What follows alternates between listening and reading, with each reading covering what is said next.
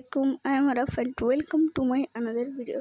তো আজকে আমি কথা বলবো বৃহস্পতিবারে যেই পিওটি কার্ডটা আসছে, এই কার্ডটা এটা কেমন খেলে, এটা রান মেকিং, এটা কিভাবে খেলাবেন, এটা সব সম্পর্কে কথা বলবো। তো চলেন শুরু করা যাক আজকের ভিডিও।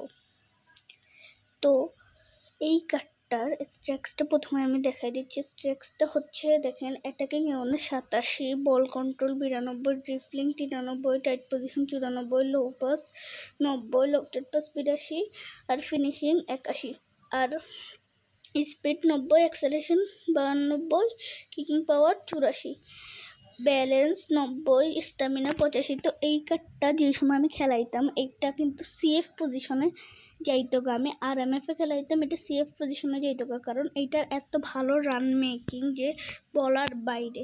একটা ফ্রি একটা কার্ড হিসেবে একটা মারাত্মক কার্ড, একটা আরএমএফ হিসেবে এটার স্কিল হচ্ছে double touch, sole control, long range curler, one touch pass, through passing, pinpoint crossing, outside curler, আরও নানা স্কিল আছে, এগুলো আমি বললাম না। কিন্তু এটা কিন্তু ভালো একটা স্ট্যাক্স। আমি বলবো আপনারা যে সময় আরএমএফে খেলাবেন এই কার্ডটাকে আপনারা ইন্ডিভিজুয়াল ডিরেকশনে অ্যাটাকিংয়ে দিয়ে রাখবেন। এই যে অ্যাটাকিং এখানে প্লেয়ারটা দিয়ে রাখবেন, তাহলে দেখবেন ও আগের চেয়ে অনেক দ্রুত রান মেকিং করে।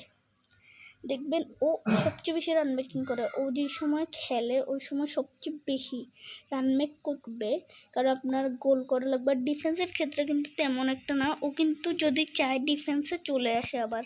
মানে ও আরএমএফ তো ও ডিএমএফ পজিশনে যা পারে, ওর যতটুকু সম্ভব ও ততটুকু দিয়ে ডিফেন্স করার চেষ্টা করে। ভালোই কার্ডটা, যদি আপনারা চান তাহলে কিন্তু খেলাতে পারেন। আমি বলবো খেলানোর জন্য, যদি চান আপনারা খেলাতে পারেন। এই কার্ডটা কিন্তু রান মেকিং খুব ভালো।